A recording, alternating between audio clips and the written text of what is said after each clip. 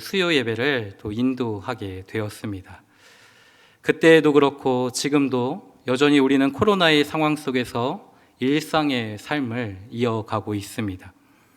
불안함도 있고 내년에는 조금 나아지겠지라는 기대함마저 우리의 마음에 큰 위안을 주지는 못하지만 하나님의 다스리심과 그 신실하신 은혜 안에서 평안을 누리는 삶이 되었으면 좋겠습니다.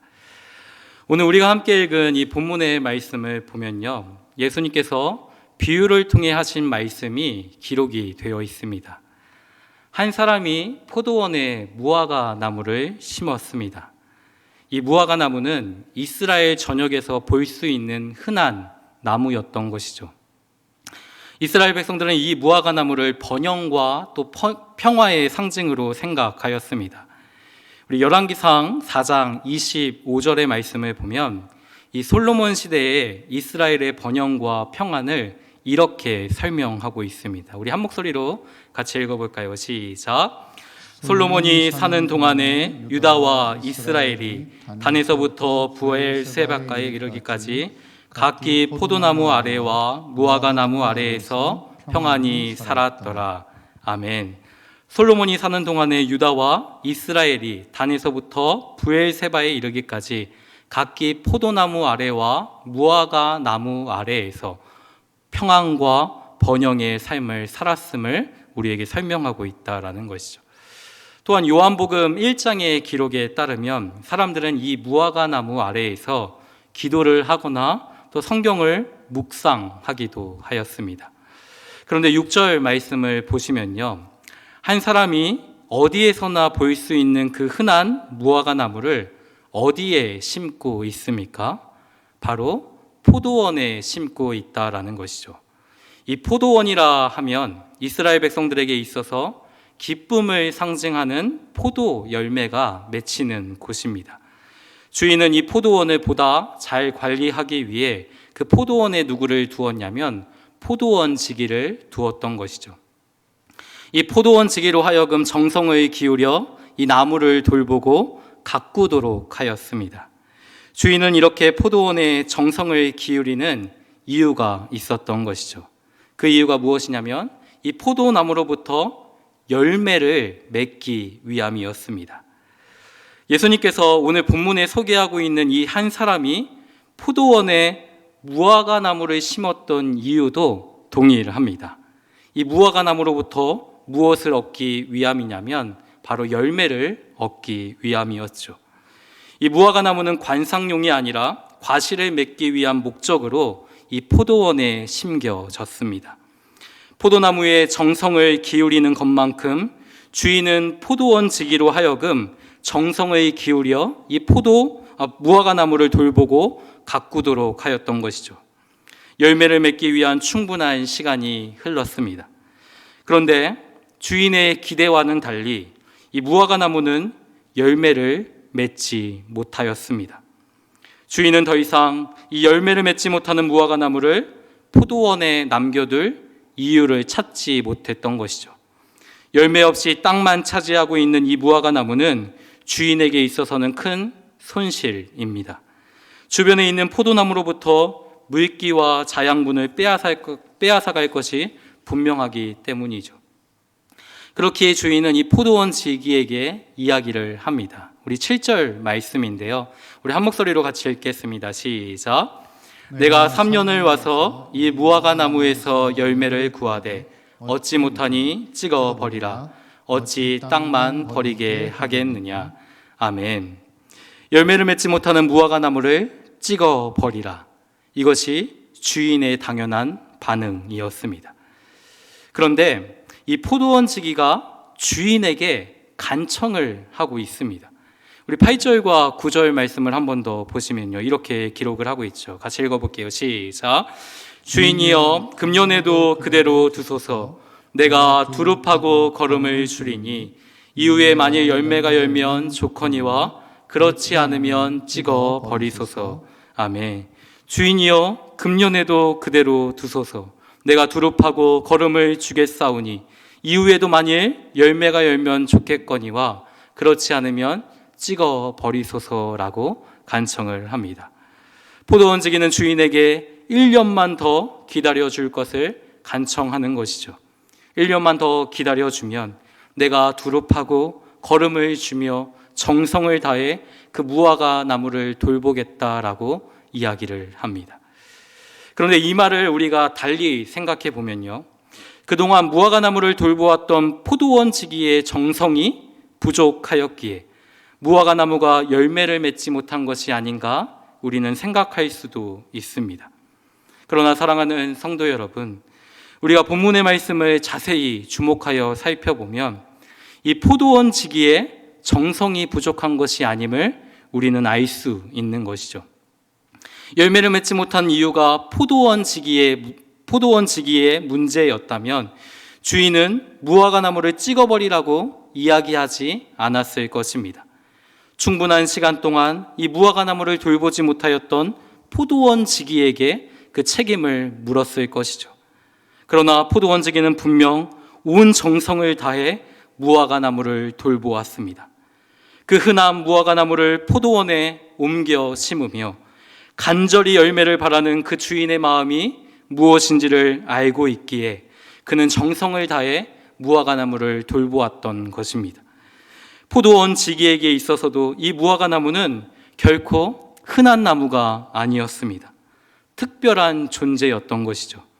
기나긴 시간 동안 정성을 기울여 돌볼 만큼 특별한 존재였기에 찍어버리라는 그 주인의 말에 1년만 더 기다려달라고, 내가 두릅하고 거름을 주겠다라고 간청을 하고 있는 것입니다.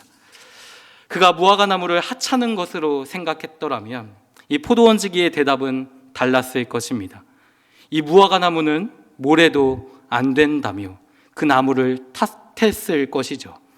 그런데 포도원지기는 무화과 나무가 열매를 맺지 못하는 것이 마치 자신의 탓인 것처럼 내가 두릅하고 내가 거름을 주겠다라고 이야기를 합니다. 사랑하는 성도 여러분, 이 비유의 말씀을 듣고 있었던 이 당시의 사람들은 이 무화과 나무가 누구를 가리키는지 금방 알아차렸을 것입니다. 성경은 종종 이스라엘 백성들을 이 무화과 나무로 비유하고 있기 때문이죠. 주인이 포도원에 무화과 나무를 심듯 하나님은 젖과 꿀이 흐르는 그 기름진 땅에 이스라엘 백성들을 택하여 그들을 그 가나안 땅에 심으셨습니다. 땅을 파서 돌을 제하고 나무를 심고 거름을 주듯 하나님은 그의 백성들을 친히 돌보셨고 부족한 것이 없도록 모든 것을 채워주셨던 것이죠. 하나님은 그의 백성들에게 특별히 은혜를 베풀어 주시며 그 은혜에 합당한 열매를 맺기를 원하셨습니다. 그러나 백성들은 하나님의 기대에 부응하지 못합니다. 그들이 누리고 있는 그 현재의 모든 부유함이 하나님으로부터 자신들에게 주어진 것임을 망각하였던 것이죠. 그러면 우리의 모습은 어떠합니까? 하나님이 부여하신 특권을 향유하였던 이스라엘 백성들과 우리의 모습이 크게 다르지 않습니다. 우리는 허물과 죄로 죽었던 자들입니다. 공중의 권세 잡은 자들이 만들어 놓은 세상의 풍조를 따라 육체와 또 마음이 원하는 것들을 늘 선택하며 살아갑니다. 그 선택과 또 삶의 결과가 사망이라는 사실을 깨닫지 못한 채 불순종으로 일관했던 것이 우리의 모습이죠. 세상의 풍조와 사망의 권세에서 벗어날 수 있는 능력이 전혀 없는 본질상 진노의 자녀, 이것이 우리의 모습이었습니다. 그러나 긍휼이 풍성하신 하나님이 우리를 사랑하신 그 큰 사랑을 인하여 허물로 죽은 우리를 그리스도와 함께 살리셨고 또 그리스도와 함께 일으키셨으며 그리스도와 함께 하늘에 앉히셨습니다. 그리스도 안에서 하나님의 자녀의 신분으로 하늘의 신령한 모든 복을 누릴 수 있는 특별한 존재로 우리를 세워주셨다라는 사실이죠. 사랑하는 성도 여러분, 우리가 향유하고 있는 이 모든 것은 하나님의 은혜의 선물입니다. 이스라엘 곳곳에서 흔히 찾아볼 수 있는 무화과 나무와 같이 전혀 특별할 것이 없는 우리의 인생이 그리스도 안에서 모든 것을 가진 특별한 존재가 된 것이죠. 은혜라는 찬양의 가사를 우리가 기억하십니까? 내가 누려왔던 모든 것들이, 또 내가 지나왔던 모든 시간이, 내가 걸어왔던 모든 순간이 당연한 것 아니라 은혜였소라고 고백하고 있죠. 아침을 맞이하고 또 다른 한 해를 맞이하는 것이 하나님의 전적인 은혜였음을 우리는 부인할 수가 없는 것입니다. 그러나 우리는 너무나 종종 내가 누리며 또 지나왔던 모든 시간이 하나님의 은혜였음을 잊고 살아갈 때가 많다라는 것이죠. 한 해를 마무리하고 또 한 해를 맞이하며 잊고 있었던 그 하나님의 은혜가 다시 우리 안에 상기되어 그 하나님의 은혜에 붙잡힌 바 된 인생으로 믿음으로 이 땅을 살아갈 수 있는 저와 우리 모든 성도님들의 삶이 되시기를 이 말씀으로 축원합니다. 사랑하는 성도 여러분, 우리가 하나님의 은혜를 잊어버릴 때에 우리의 삶에는 몇 가지 특징이 나타납니다. 그 첫 번째 특징은 바로 이것인데요. 우리 한번 같이 읽어보았으면 좋겠습니다. 같이요. 시작. 낙심. 우리가 하나님의 은혜를 망각하며 그것을 당연한 것처럼 여기며 살아갈 때 우리의 삶에는 반드시 낙심이라는 것이 찾아오게 된다라는 것이죠. 오늘 본문의 말씀 8절 말씀을 다시 한번 주목하여 보십시오. 포도원 지기는 주인을 향하여 열매 맺지 못한 저 무화과 나무를 금년에도 그대로 남겨달라고 간청하고 있습니다. 내가 두릅하고 내가 거름을 주겠다라며 이야기하고 있는 것이죠. 여기서 내가라는 것은 누구를 가리킵니까? 포도원 지기를 가리킵니다. 열매를 맺지 못하는 무화과 나무는 당장 찍어버리는 것이 마땅한 것이죠. 그러나 무화과 나무가 찍혀 버림을 당하지 않도록 여전히 포도원에 심겨져 있는 이유가 있다라는 것입니다. 그 첫 번째는 무엇이냐면 포도원 주인의 오래 참음 때문이고, 두 번째는 포도원 지기의 열심 때문이라는 사실이죠. 무화과 나무가 누구의 도움도 받지 않고 스스로 자라 열매를 맺을 수 있는 나무였다면 포도원 주인은 그 나무를 당장 찍어버릴지 아니면 그냥 둘지 고민하거나 오래 참지 않아도 됩니다. 이 포도원 지기 역시 그 무화과 나무가 스스로 자라 열매를 맺을 수 있는 나무라면 굳이 정성을 들여 그 열심히 그 나무를 돌볼 필요가 없다라는 것이죠. 그러나 포도원에 심긴 이 무화과 나무는 스스로의 힘으로 열매를 맺을 수 있는 능력이 전혀 없습니다. 우리의 인생도 마찬가지죠. 하나님의 자비하심과 노하기를 더디하시는 그 아버지의 인자하심과 은혜가 아니라면 우리는 당장 배임을 당할 존재들입니다. 포도원 지기와 같이 우리를 위하여 날마다 중보하시는 그 그리스도의 중보가 아니고서는 포도원에 남겨질 이유가 전혀 없다라는 것이죠. 그럼에도 우리는 여전히 스스로의 힘으로 삶의 장벽을 쌓으려고 합니다. 하나님의 은혜로 이루어진 삶이지만 그 공로를 우리 자신에게 돌릴 때가 참으로 많다라는 것이죠. 그러나 우리의 계획이 실패로 돌아가고 또 스스로 쌓아왔던 삶의 장벽이 무너지기 시작하면 우리는 우리 자신에게 깊이 실망하고 절망과 낙심에 빠지게 됩니다. 성도 여러분, 내 힘과 내 지혜와 내 소유가 아니라 하나님의 오래 참으심과 그 하나님의 열심과 하나님의 은혜로 내 삶이 유지되고 있음을 안다면 우리는 모든 상황 속에서도 낙심이 아니라 소망으로 살아갈 수 있습니다. 지난 성탄 감사 예배 때 담임 목사님을 통해서 주셨던 말씀을 기억하십니까? 하나님은 우리가 가장 낮은 자리에 있을 때라도 하나님은 그의 은혜의 향연을 우리의 삶 가운데 베풀어 주심으로 그 모든 상황 속에서도 쉼과 소망을 주실 수 있는 분이십니다. 하나님의 오래 참음 또 하나님의 열심으로 우리의 삶이 유지되고 있음을 우리는 늘 기억해야 한다라는 것이죠.